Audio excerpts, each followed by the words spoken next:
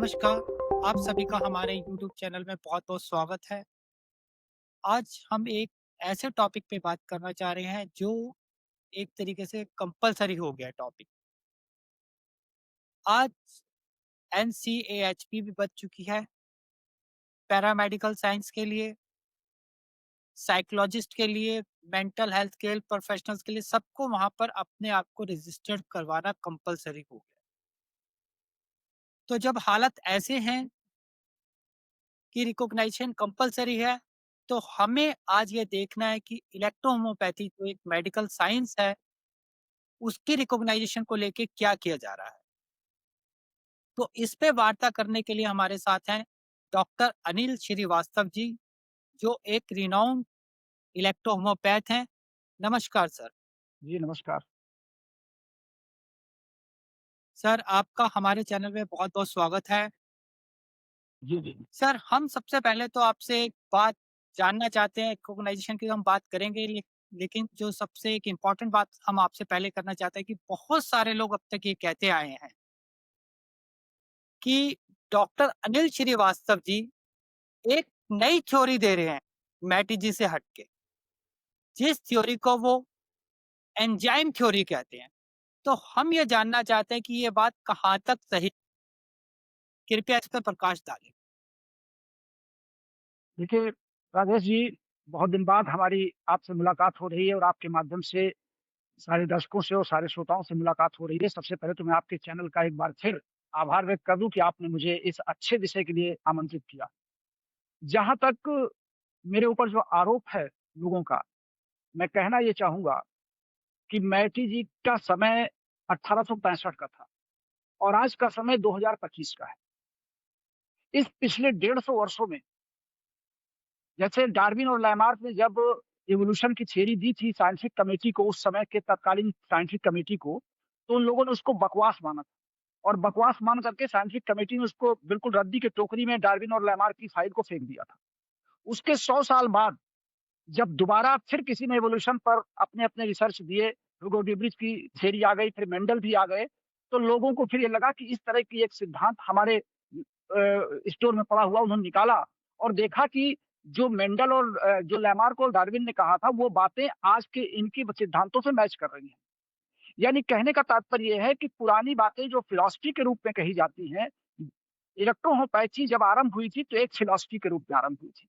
और आज हम 150 साल बाद उसको हम साइंटिफिक वे में वैज्ञानिक आधार पर जब उसकी व्याख्या करते हैं, उस पर हम शोध करते हैं, विश्लेषण करते हैं, तो हमें लगता है कि मैटी जी के सिद्धांत को कहीं भी तोड़ा नहीं गया है। मैटी जी हाइनीमैन के अनुयायी थे। हाइनीमैन जी होम्योपैथी की दवाओं के बहुत अच्छे ज्ञाता थे और उन्हीं के साथ काम करते-करते मैटी जी ने अपनी एक नई थ्योरी ला करके रखी कि हम केवल पौधों से ही दवा बनाएँगे और पौधों से ही जीवित कोशिकाओं की दवाओं को बना करके मानव की कोशिकाओं में इसका प्रयोग करेंगे। क्योंकि होम्योपैथी में अन्य पौधों के अलावा अन्य चीज़ों को भी लिया गया था। तो मैटी जी को लगा कि जब हम भोज्य पदार्थों के रूप में साग-सब्ज़ी को और पौधों को लेते हैं, तो हम क्यों ना इनसे दवाइयाँ भी बना लें। और उन्होंने 115 पौधों से लेकर के मात्र 38 दवाओं को बनाया था। बाद में कॉम्बिनेशन करके 65-70 कंपाउंड मेडिसिन बन गए, लेकिन ओरिजिनल 38 मेडिसिन ही थी।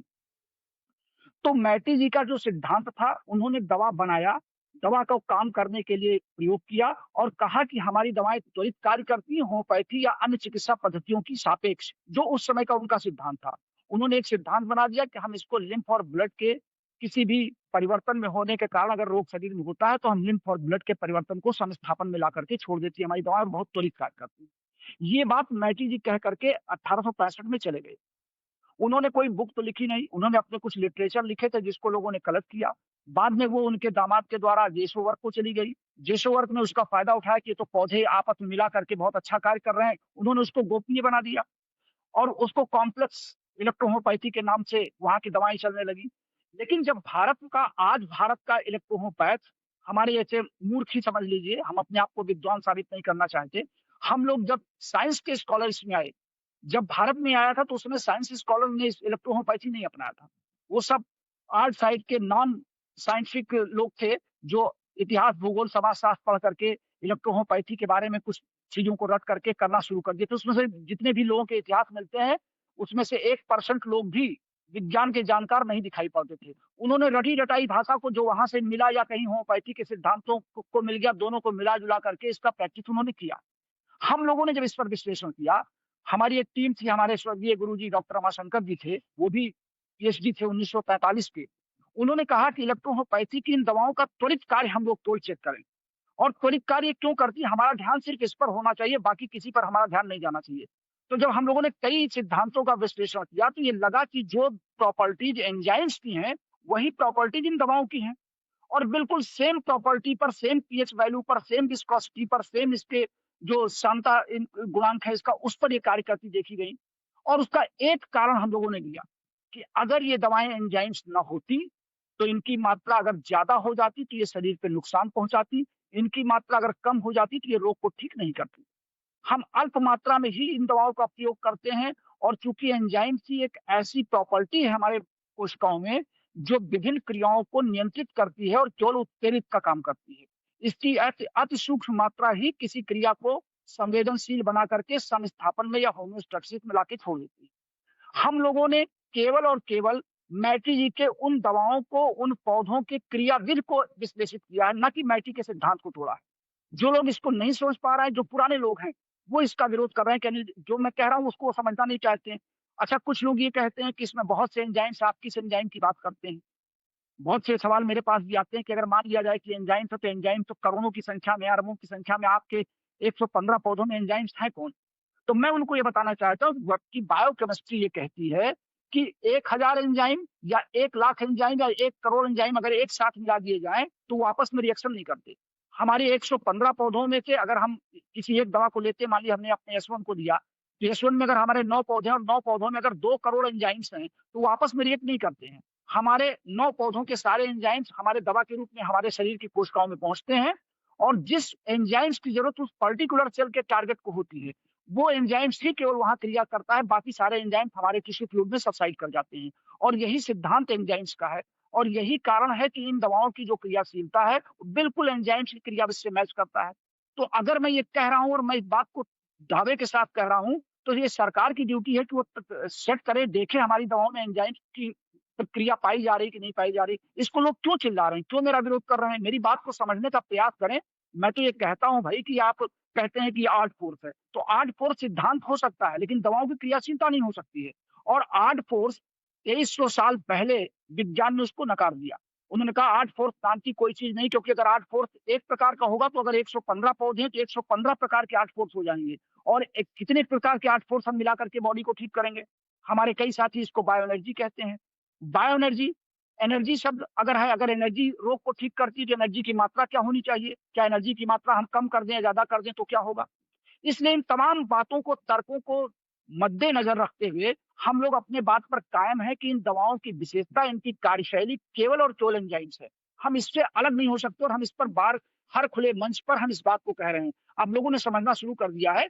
लगभग 20% से अधिक लोग हमारे फॉलोअर्स हो चुके हैं, एंजाइम थ्योरी को मानने लगे हैं, समझने लगे हैं। अभी कुछ दिन पहले लखनऊ में एक आयोजन सम्मेलन आयोजित हुआ था, जहाँ पे cabinet minister doctor Sanjay Nishad ने स्वयं कहा कि ये दवाएँ एंजाइम्स की तरह ही कार्य करती हैं और पूरा हाल इस बात को मानने के लिए तैयार था। और विज्ञान के दृष्टिकोण से अगर इसको हम देखेंगे, तो निश्चित रूप से इन दवाओं की क्रियाशीलता इसी पर आएगी। इसलिए लोगों का कहना कि अनिल जी एक नया सिद्धांत प्रस्तुत कर रहे हैं, मैं कोई सिद्धांत नहीं प्रस्तुत कर रहा हूँ। मैं उन दवाओं की क्रियाशीलता को लोगों को बताना चाह रहा हूँ कि ये दवाएँ कैसे कार्य करती हैं। आईडीसी कमेटी बार-बार ये पूछ रही है कि आपकी दवाएँ कैसे कार्य करती हैं? हमारे जितने प्रपोज़लिस्ट वहाँ गए वो नहीं बता पा रहे हैं। कोई आर्ट फोर्स कह रहा है, कोई बायो एनर्जी कह रहा है, वो उसी में कन्फ्यूज़ कर जा रहे हैं। मैं उनको ये बता रहा हूँ कि मेरी दवाएँ मैटी जी के सिद्धांत पर ही हैं। उनका बनने का तरीका वही है जो मैटी जी ने बताया।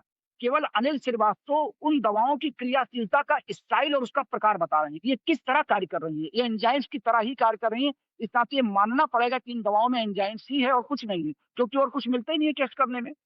पानी की तरह हम देते हैं, पानी मिला के दवाएँ देते हैं, तो पानी में हमको कुछ मिलता ही नहीं है इसके अलावा। हम पौधों के जीवित कोशिकाओं से ही बनाते हैं, इसलिए एंडो एंजाइम्स है। अब लोग कहते हैं कि इसको लैब में बनाया जा सकता है। एंडो एंजाइम्स कभी लैब में नहीं बनाया जा सकता। एंडो एंजाइम्स जीवित कोशिकाओं में बनती है और जीवित कोशिकाओं में ही कार्य करती है। जब हम जीवित प्लांट के सेल्स को दवा के रूप में ले लेते हैं और जब हम अपने शरीर की में उसको प्रयोग करते हैं, तो हमारी शरीर की जीवित कोशिकाओं पहुँचते ही उनका एक्टिवेशन शुरू हो जाता है।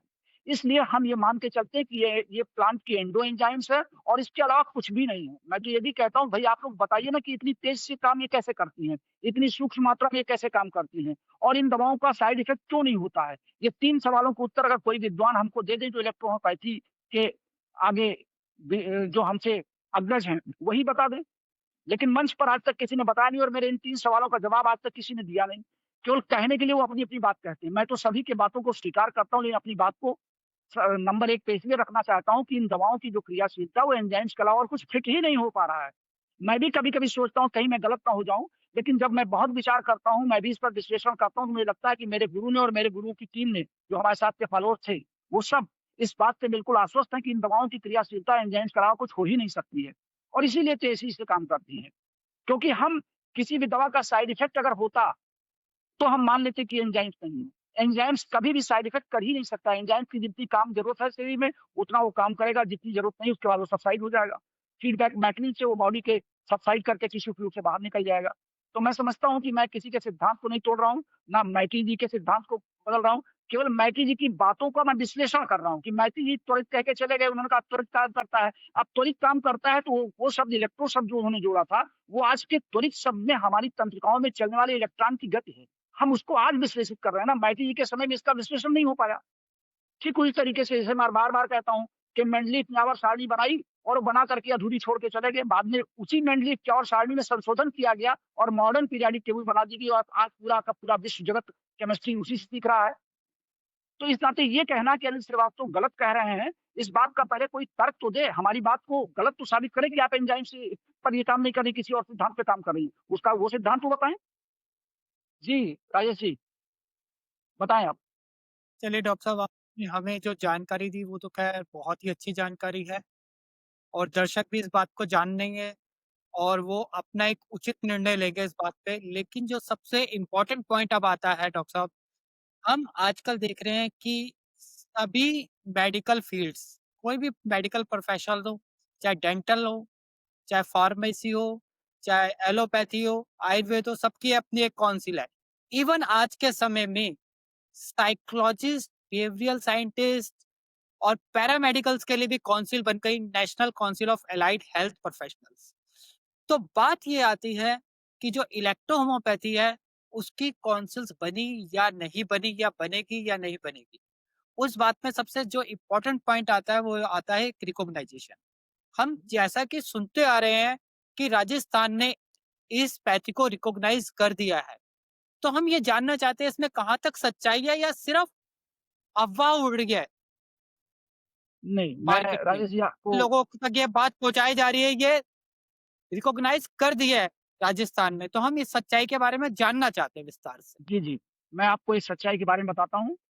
राजस्थान सरकार जब उस समय सिंधिया ये आपका जो राजमाता सिंधिया की जो सरकार थी भाजपा की 2017-18 में, 2018 में इस सरकार ने इलेक्ट्रो होम्योपैथी का बिल अपने विधानसभा में पारित कर दिया था और इलेक्ट्रो होम्योपैथी को मान्यता 2018 में उनके यहाँ पारित करने के बाद वो गज़ट वहाँ से पास हो गया था और पूरे गज़ट में उसका अध्यादेश जारी कर दिया गया था कि इलेक्ट्रो होम्योपैथी जो है राजस्थान के स्टेट के अंदर एक चिकित्सा विधि के रूप में कार्य करेगी। लेकिन फिर आ गई कांग्रेस की सरकार और 5 साल फिर ये कांग्रेस की सरकार ने उसको पेंडिंग में रखा। कई बार सदन में इसको उठाया गया कि आप इसको कार्यवाही को आगे क्यों नहीं बढ़ा रहे हैं? तो कांग्रेस सरकार के कुछ स्वास्थ्य मंत्री ने ही कहा कि अभी इलेक्ट्रोहोमियोपैथी को लोग जानते नहीं हैं, मैं स्वयं नहीं समझ पाता हूँ। उन्होंने सदन में इस बात को कहा, जो पूर्व के स्वास्थ्य मंत्री थे उन्हीं से सवाल जवाब कर लिया कि आप ही इलेक्ट्रोहोमियोपैथी समझा दीजिए क्या है? आप लोग मान्यता देके इसको गए हैं। तो फिलहाल कांग्रेस सरकार ने 5 वर्ष उसको स्थगित रखा। फिर भारतीय जनता पार्टी की सरकार वहाँ आई और कुछ अंदर से अच्छे प्रयास किए गए। वहाँ के डॉक्टर हेमंत सेठिया जी ने कुछ अपने इस स्तर से प्रयास किया और प्रयास के बाद 2025 में उस बिल के आधार पर राजस्थान सरकार ने 5 करोड़ का बजट इलेक्ट्रो होम्योपैथी के प्रचार-प्रसार के लिए लागू किया। बजट पास कर दिया। 5 करोड़। जी, 5 करोड़ का और इलेक्ट्रो होम्योपैथी के विकास के लिए उन्होंने एक कमेटी गठित कर दी राज्य स्तर पर, जिसमें 5 सदस्य इलेक्ट्रो होम्योपैथी के एक्सपर्ट हैं, बाकी उनके अपने डायरेक्टर और वहाँ के सेक्रेटरी हैं। यानी 11 की स कमेटी उन्होंने बना दी है। वो कमेटी इलेक्ट्रो होम्योपैथी को वहाँ गवर्न कर रही है, उनको उसकी सारी रूपरेखा को बनाने के लिए बना दी गई है।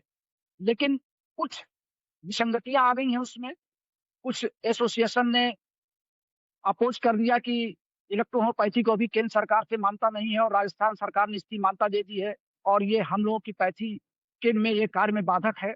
नीमा एक संस्था है और होम्योपैथिक एसोसिएशन, मेडिकल एसोसिएशन जो अंतर्राष्ट्रीय स्तर पर कार्य कर रहा है। सभी ने अपने-अपने पत्र राजस्थान सरकार को दिए थे। तो राजस्थान सरकार अभी ऊहापोह की स्थिति में है और अभी एक लेटर जारी किया है स्वास्थ्य मंत्रालय ने और उस स्वास्थ्य मंत्रालय ने चूँकि इन लोगों ने कहा था या तो ये लोग होम्योपैथी शब्द हटा लें, हमें कोई आपत्ति नहीं है, आप इनको किसी भी रूप में मान्यता दे दीजिए। होम्योपैथी शब्द लगाने से उनको दिक्कत आ रही थी। तो कल भारत सरकार ने अपना एक लेटर जारी किया, वो मतलब लेटर जी बताएँ? आप ये कहना चाह रहे हैं इलेक्ट्रो होम्योपैथी वर्ड और इलेक्ट्रो होम्योपैथी को लेके या इलेक्ट्रोपैथी को लेके, मतलब 2 वर्ड्स हो गए हमारे पास, एक इलेक्ट्रोपैथी, एक इलेक्ट्रो होम्योपैथी जी, जी। बना हुआ है और जो वहाँ के कुछ संस्थाएँ हैं जैसे नीमा और होम्योपैथिक एसोसिएशन, वो विरोध कर रहे हैं। जी, जी। मेरा हाँ, उन्होंने लिखित पत्र विरोध दिया था और उन्होंने राजस्थान सरकार को दिया था कि आप इसको तत्काल बैन कर दीजिए, आप इसकी मान्यता वापस ले लीजिए। उनका एक लेटर आया था बहुत कड़े शब्दों में और फिर हम लोगों ने उनके पदाधिकारियों से बड़ी लंबी और कड़ी वार्ता की थी। तो उनका कहना ये था कि भई हम लोगों का कोई आपत्ति बहुत ज़्यादा नहीं है, हमारी आपत्ति ये है कि आप लोग होम्योपैथी शब्द हटा दीजिए। तो हमने उनको तर्क दिया था, मेरी उसके प्रेसिडेंट से ही बहुत लंबी बात फ़ोन वार्ता पे हुई थी उस दौरान, अभी ये पिछले महीने की ही बात है। मैंने उनसे उनको होम्योपैथी और इलेक्ट्रो शब्द का अलग-अलग डिफिनिशन बताया था और फिर मैंने बायोकेमिस्ट्री के आधार पे और फिजियोलॉजी के आधार पे मैंने उनका विश्लेषण करके उनको बताया, तो उन लोगों की बात समझ में आई। उन्होंने कहा आपकी बातें तो समझ में मेरे आ रही हैं। तो मैंने कहा कि आप लोग अनावश्यक इस पर विवाद कर रहे हैं। लेकिन यहाँ पर एक गलती राजस्थान सरकार से हो गई है या वहाँ के लोगों से हो गई है। इसको इलेक्ट्रोपैथी के रूप में वहाँ मान्यता जो दी गई, ये सरासर गलत है और ये पूरा का पूरा इलेक्ट्रोहोम्योपैथिक समाज इसका विरोध आज भी कर रहा है और आगे भी करेगा। क्योंकि हमारी पूरी पैथी इलेक्ट्रो होम्योपैथी है जिसका इलेक्ट्रो शब्द का अर्थ अलग है और होम्योपैथी शब्द का अलग है। हम दोनों शब्द जैसे हमारा नाम अनिल कुमार श्रीवास्तव है, हमारे पिताजी ने हमको हम अपने सरनेम भी लगाते हैं, तो हम अपने कोई हमसे कहे कि आप श्रीवास्तव हटा लीजिए तो हम क्यों हटा लेंगे? जब मैती के ज़माने से इसका नाम इलेक्ट्रो होम्योपैथी है, तो हम इसको इलेक्ट्रोपैथी क्यों कहेंगे? ये कुछ विसंगतियों के चलते, उन विसंगतियों की चर्चा मैं यहाँ आपसे सोशल मीडिया के माध्यम से नहीं कर सकता हूँ। कुछ विसंगतियों के चलते ये झटके में जल्दबाजी में लिया गया निर्णय राज्य सरकार का है जिसमें इलेक्ट्रोपैथी नाम दे दिया गया। हम लोगों ने भी अपना आपत्ति पत्र वहाँ भेज दिया है और सरकार ने भी कल कह दिया भारत सरकार ने तो यहाँ तक लिखित दे दिया कि इलेक्ट्रोहोम्योपैथी के जो प्रशिक्षित डॉक्टर्स हैं, ये आयुर्वेद, यूनानी, एलोपैथी और होम्योपैथी में किसी भी दशा में प्रैक्टिस नहीं करेंगे और चूँकि अभी ये आईडीसी के विचाराधीन है, इसलिए हम इसका कोई नामकरण नहीं कर पा रहे हैं। क्योंकि नीमा वालों ने कहा था कि इसका नामकरण आप कर दिए, आप इलेक्ट्रोपैथी मानते हैं कि इलेक्ट्रोहोम्योपैथी मानते हैं। तो केंद्र सरकार ने कल अपने जी। आदेश में स्पष्ट कर दिया है और जहाँ तक आदेश हर जगह पे घूम भी चुका है और मैं आपके इस चैनल के माध्यम से एक बार हल्का-सा ये एक आदेश अगर आपको दिख रहा हो थोड़ा-सा मैं इसको क्लियर कर रहा हूँ। ये भारत सरकार का आदेश है, मैं इसको पढ़ देता हूँ जल्दी से 3 लाइन की। इसकी अंतिम लाइन है कि आप पढ़ दीजिए, थोड़ा क्लियर हाँ, नहीं है। जी। मैं पढ़ दे रहा हूँ। इन्होंने लिखा है कि इलेक्ट्रो होम्योपैथी चिकित्सा पद्धति से होम्योपैथी शब्द हटाए जाने के संदर्भ में जो और किन लोगों ने इसका विरोध किया है, मैं इनके नाम पढ़ देता हूँ। ये डॉक्टर यशपाल हैं, सेवानिवृत्त प्रोफ़ेसर हैं, राजकीय national homeopathic medical college, Gomti Nagar, Lucknow के। दूसरे हैं डॉक्टर पंकज त्रिपाठी, पूर्व member homeopathic medicine board Uttar Pradesh के। तीसरे हैं डॉक्टर उपेंद्र मणि त्रिपाठी, महासचिव होम्योपैथिक चिकित्सा विकास महासंघ। चौथे हैं डॉक्टर नवीन गुप्ता, प्रोफ़ेसर विभागाध्यक्ष, Nominath homeopathic medical college Agra. Madhavi Deshpande Vrindavan Uttar Pradesh से, मयंक सारस्वत मथुरा उत्तर प्रदेश से, doctor Devesh Sharma homeopathic physician, doctor Naeem Gupta professor विभागाध्यक्ष नोमिनार होम्योपैथिक मेडिकल कॉलेज अस्पताल आगरा से और डॉक्टर विपिन अग्रवाल होम्योपैथिक चिकित्सक। इन लोगों ने ईमेल से भारत सरकार को लिखा था, तो भारत सरकार के सचिव ये हैं मिस्टर संजीव सिंह, ये हैं भारत सरकार के अवर सचिव। इन्होंने लिखा है कि आप ये निम्नलिखित लोगों को मैं ईमेल के माध्यम से जो मुझे पत्र प्राप्त हुआ है, मैं उसके जवाब में स्पष्ट कर दूं कि चूंकि उल्लेखनीय है कि इस पद्धति को मान्यता देने के लिए प्रस्ताव वर्तमान में एक अंतर विभागीय कमेटी आईडीसी के अंतर्गत विचाराधीन है, जिसका गठन भारत सरकार द्वारा किया गया है। जब तक इस पद्धति को चिकित्सा पद्धति को मान्यता प्राप्त नहीं होती है, तब तक इस चिकित्सा पद्धति से प्रशिक्षित व्यक्ति अन्य किसी चिकित्सा पद्धतियों में कार्य करने के लिए अर्ह नहीं है और ना ही भारत सरकार द्वारा इस चिकित्सा पद्धति को कोई नाम दिया जा रहा है। ये उन्होंने स्पष्ट किया है इन सारे सदस्यों को कि आप ना तो मैं अभी इसको होम्योपैथी मान रहा हूँ, ना मैं इसको इलेक्ट्रोपैथी मान रहा हूँ, ना मैं इसको इलेक्ट्रो-होम्योपैथी मान रहा हूँ। अभी ये प्रशिक्षित हैं, ये अपना कार्य करें चूँकि सुप्रीम कोर्ट का आदेश है, भारत सरकार का आदेश है, ये कार्य करें, इनके कार्य में बाधा नहीं है। लेकिन हम इनके अभी किसी नामकरण पर कोई विचार नहीं कर सकते। ये इन्होंने उन सारे लोगों को लिख करके भारत सरकार ने अभी कल ही ये लेटर जारी किया 24 सितंबर को। तो इस बात से ये क्लियर है कि इलेक्ट्रो-होम्योपैथी एक विचाराधीन विषय है भारत सरकार के स्वास्थ्य मंत्रालय में और हम लोग स्वतंत्र हैं इलेक्ट्रो-होम्योपैथी में अपनी चिकित्सा विधि के हम लोग एक्सपर्ट हैं। एज़ ए एक्सपर्ट हम अपना कार्य कर रहे हैं। मैं आपके इस माध्यम से पूरे देश के इलेक्ट्रो-होम्योपैथिक साथियों से अनुरोध करूँगा कि आप अपनी चिकित्सा विधि में ही कार्य करें। किसी अन्य चिकित्सा विधि की बैसाखी पर चलने का प्रयास ना करें, ताकि हम लोगों के ऊपर ये आरोप ना आए कि इलेक्ट्रो-होम्योपैथी के लोग अन्य चिकित्सा पद्धतियों के सहारे पर चल रहे हैं, इनके पास कुछ नहीं है। और ये बहुत ही अच्छा पत्र आ गया है भारत सरकार का नया, जिस पर पूरे इलेक्ट्रो-होम्योपैथिक समाज को स्वागत करना चाहिए कि उन्होंने लिख दिया है कि इसके प्रशिक्षित लोग अपनी चिकित्सा विधि में कार्य कर सकते हैं। इसमें कहीं भी हमारे विरोध में कुछ नहीं लिखा मैं गया है। जी, मैं एक बात आपसे जानना चाहता हूँ, जो आपने अभी रिकॉग्निशन की बात करी और आपने भारत सरकार का नाम लिया। ये जो पत्र का जवाब दिया गया, राजस्थान सरकार द्वारा दिया गया या भारत सरकार के ये द्वारा दिया? ये भारत सरकार द्वारा दिया गया। अभी राजस्थान सरकार के पत्र का जवाब नहीं आया है। ये राज चूँकि इन लोगों ने भारत सरकार को भी दिया था, राजस्थान सरकार को भी दिया था। तो चूँकि स्वास्थ्य मंत्रालय कार्य करने में थोड़ा-सा एक्टिव ज़्यादा है और हो सकता है राजस्थान सरकार अभी उस पत्र को रोके हो। अब भारत सरकार ने पत्र जारी कर दिया तो हो सकता है राजस्थान सरकार भी इसी पत्र का हवाला देकर के कोई आदेश जारी कर दे। इन्होंने अपना और जो अपना राजस्थान आरोप सर जी, इन्होंने अपना आरोप राजस्थान को भी दिया था और भारत सरकार को भी दिया था। भारत सरकार ने अपना जवाब क्लियर कर दिया। अब राजस्थान सरकार की बारी है, क्योंकि वहाँ पे 5 करोड़ का बजट पास हो चुका है। उस बजट को इलेक्ट्रो-होम्योपैथी के लिए खर्च करना है, तो उसके लिए एनओसी इनको केंद्र सरकार से लेनी है, क्योंकि स्वास्थ्य में कोई बजट खर्च होता है तो केंद्र सरकार से परमिशन लेनी पड़ती है। तो राजस्थान सरकार को एनओसी लेना है और एनओसी अगर केंद्र सरकार दे देती है जल्द, तो उसको उस इलेक्ट्रो-होम्योपैथी के विकास में उसको खर्च करना ही करना है राजस्थान सरकार को। क्योंकि इसका विधानसभा में ये प जी, जी बोलें। अब ये माना जाए कि राजस्थान सरकार ने अब जो फंड आना है, वो भारत जी, सरकार ने देना है। अब जी, ये सब कुछ जो बातचीत है वो भारत सरकार से करनी पड़ेगी, कि भारत सरकार अगर चाहेगी तो वो उस फंड को रिलीज़ करेगी, अदरवाइज़ रोका जा सकता है। जी, लेकिन प्रैक्टिस की रिकॉग्निशन में कोई प्रॉब्लम नहीं है। जी नहीं, कोई प्रॉब्लम नहीं है। प्रैक्टिस में कोई प्रॉब्लम नहीं है, प्रैक्टिस में कोई प्रॉब्लम नहीं है और जो बजट राजस्थान सरकार ने पास किया है, अगर एनओसी केंद्र सरकार देती है, तो राजस्थान सरकार उसको खर्च भी करेगी इलेक्ट्रो-होम्योपैथी के विकास में और अन्य राज्यों में भी हिमाचल सरकार ने भी सीधे हिमाचल सरकार ने बजट तो नहीं पास किया और अध्यादेश नहीं जारी किया, लेकिन उन्होंने एक केंद्र सरकार का हवाला दे दिया कि जब तक इसका मामला केंद्र सरकार में विचाराधीन है, इसलिए हमारे राज्य में इलेक्ट्रो-होम्योपैथी में कोई रोक-टोक नहीं है। ऐसे महाराष्ट्र ने भी और ऐसे मध्य प्रदेश ने भी लिख दिया। उत्तर प्रदेश ने बहुत पहले ही 2023 में ही लिख करके दे दिया है हाई कोर्ट लखनऊ बेंच को कि चूँकि इलेक्ट्रो-होम्योपैथी विचाराधीन चिकित्सा पद्धति है केंद्र सरकार में, जब तक केंद्र सरकार इस पर यस और नो नहीं करती, तब तक हमारे राज्य में या किसी भी राज्य में इस पर कोई विशेष कार्रवाई राज्य सरकारें नहीं करेंगी। राज्य सरकारों ने प्रैक्टिस की छूट दे रखी है, अपने-अपने स्तर जी। पे। अब लेके आपने उत्तर प्रदेश में जो बातचीत करी वो कोर्ट के ऑर्डर की बात करी। उत्तर प्रदेश सरकार क्या कदम उठा रही है इसे रिकॉग्नाइज़ करने के लिए? जी, जी। आपने बहुत अच्छा सवाल किया और इसमें ये हमारे उत्तर प्रदेश के साथियों के लिए एक अच्छा सवाल भी है और उसका जवाब मैं दे रहा हूँ। हमारे उत्तर प्रदेश सरकार से लगातार 4 दौर की वार्ता हो चुकी है स्वास्थ्य मंत्री से और आयुष मंत्री से भी। मुख्यमंत्री से सीधी वार्ता करने के लिए हम लोग जल्द प्रयासरत हैं और बहुत जल्द उस पर वार्ता होने की संभावना भी बनी है। उत्तर प्रदेश के स्वास्थ्य मंत्री ने ये कहा है कि हम राजस्थान सरकार से वो पूरा का पूरा ब्यौरा मँगा ले रहे हैं कि उन्होंने किस आधार पर इसको मान्यता अपने स्टेट में दिया है।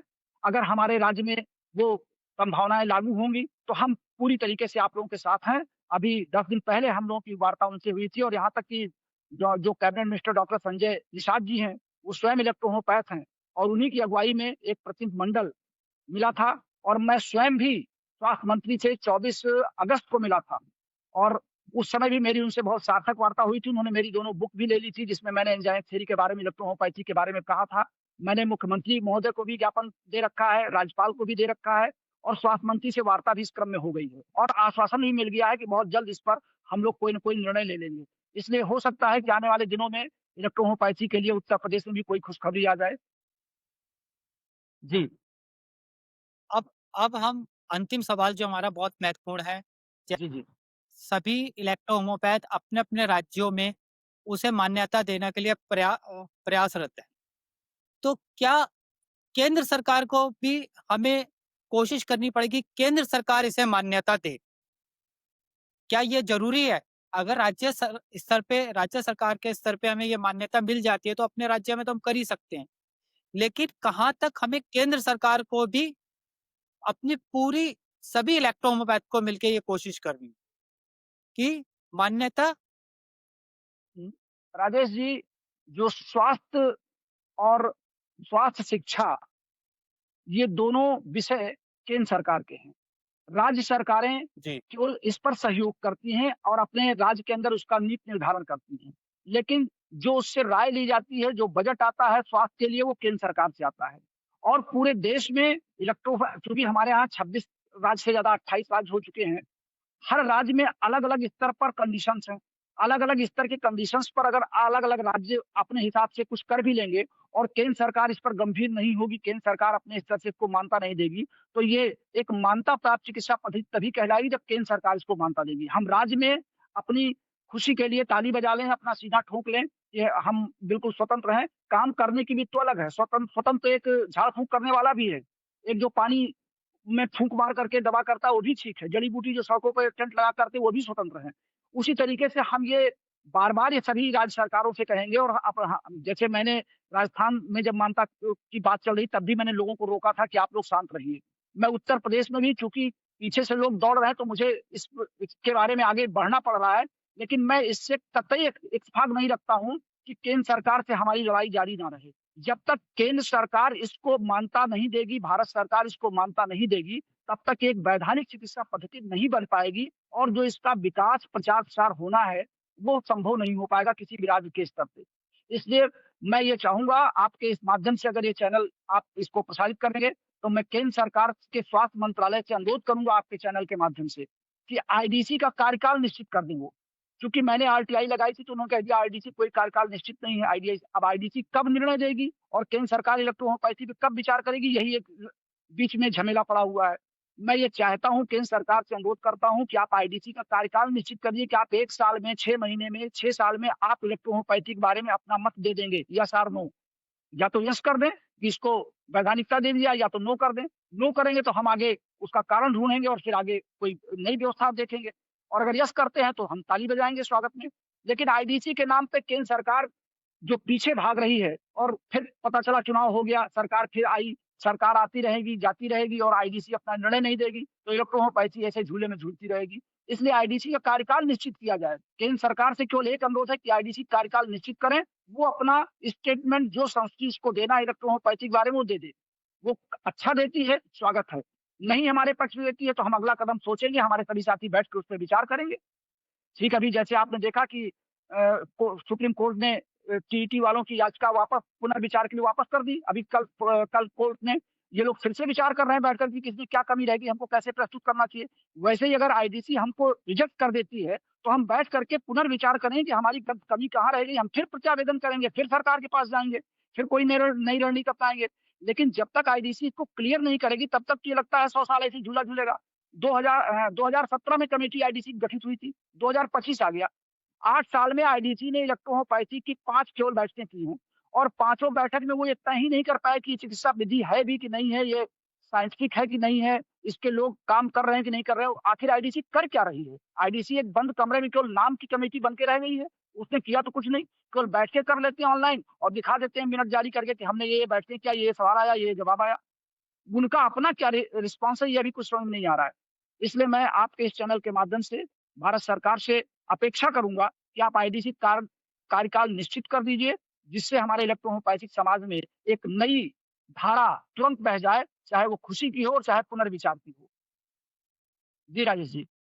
चलिए डॉक्टर साहब आपने हमें बहुत सही जानकारी दी रिकॉग्नाइजेशन को लेके, क्योंकि रिकॉग्नाइज्ड होना आज के समय में बहुत ज़रूरी है और ख़ासकर मेडिकल प्रोफ़ेशन में। इसके लिए आपका बहुत-बहुत धन्यवाद। आगे भी हम आपसे इसी तरह बातचीत करते रहेंगे इन टॉपिक्स को लेके। थैंक जी, यू, जी। धन्यवाद, नमस्कार। आप सबका भी बहुत-बहुत धन्यवाद राजेश जी, और मैं देश के सभी इलेक्ट्रो-होम्योपैथिक प्रेमियों से भी अनुरोध करूँगा कि जो मेरा स्लोगन है, इलेक्ट्रो-होम्योपैथी अपनाइए और स्वस्थ रहिए, ये स्लोगन आप पूरे देश में पहुँचाइए, जन-जन तक पहुँचाइए। इलेक्ट्रो-होम्योपैथी का फ्यूचर बहुत ब्राइट है। ये सबसे सस्ती, सुलभ और पौधों पर आधारित चिकित्सा प्रणाली है और पूर्ण रूप से हानिरहित है। इस नाते इसको अपनाइए और आगे बढ़िए। बहुत-बहुत धन्यवाद। नमस्कार।